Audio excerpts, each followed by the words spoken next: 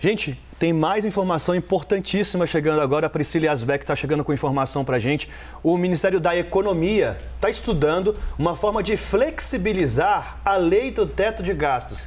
É aquela regra que impede que as despesas do país cresçam acima da inflação registrada no ano anterior. Uma lei que foi criada no governo de Michel Temer em 2016 e que agora o governo está planejando uma forma, mais uma, né, Pri, de flexibilizar e conseguir gastar mais que a inflação.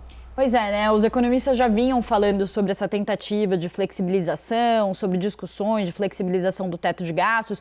Alguns, inclusive, dizem que não existe mais o teto de gastos, que a regra caiu por completo, mas então integrantes da equipe econômica do governo estão confirmando que há discussões entre os técnicos sobre as possíveis mudanças no teto de gastos. Como o Daniel falou, essa regra que impede que as despesas cresçam acima da inflação de um ano para o outro. Qual que é a ideia principal aventada aí no momento? Seria mexer com as despesas do orçamento. Então, o que o ministro defende ali entre os seus integrantes da equipe econômica seria que o teto não é o problema. Então, o problema seria o piso do teto. Como que a gente pode entender isso? O teto, ele não está apertado, o pé direito não está apertado porque o teto está alto, é porque as despesas estão altas, o piso está alto, então isso deixa o pé direito do nosso orçamento muito apertado. Ou seja, o que o ministro defende é que os gastos sejam desvinculados e desindexados, que é aquela proposta que o ministro Paulo Guedes vem defendendo dos 3Ds, né, de descentralização, desvinculação e desindexação. Por quê? Justamente essas regras de vinculação, de indexação, elas deixam as despesas obrigatórias do orçamento muito engessadas e, com isso, o governo perde margem de manobra para poder mexer no orçamento. Então, essa seria uma ideia. Também está em discussão aumentar essa correção das despesas que seria feita acima do IPCA. Então, hoje as despesas são corrigidas de um ano para o outro pelo IPCA, as despesas seriam corrigidas pelo IPCA, mais um acréscimo que ainda está em discussão. Eu conversei com esses integrantes e eles falaram o seguinte, que essa questão de fazer esse reajuste acima do IPCA ainda não está discutido de forma clara, mas tem essa ideia de ter essa contrapartida aí, de mexer nesses gastos obrigatórios. Então, mais uma vez, qual que é a estratégia do governo, o que o governo defende? Ele abre mão de alguma questão ali em prol da política, mas, ao mesmo tempo, para que o governo e o ministro Paulo Guedes não perca sua credibilidade,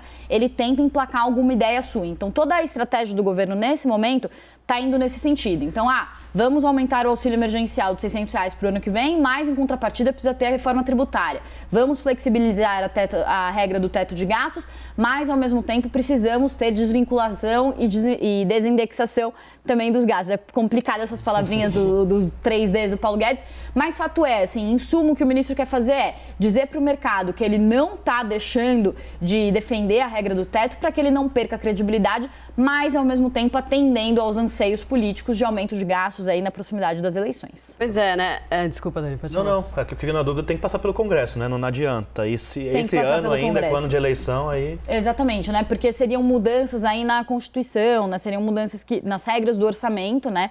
Então teria que passar pelo Congresso.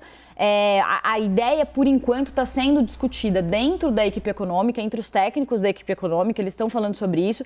Devem passar também pela política, pela aprovação política ali de membros do governo, né? E depois dessa articulação interna, aí sim eles devem apresentar essa proposta que prevê essas mudanças no teto de gastos.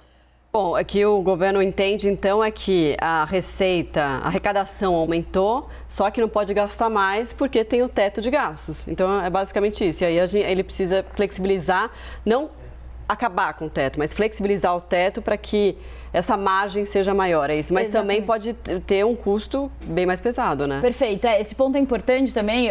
Às vezes a gente tem vários detalhezinhos que é importante a gente explicar.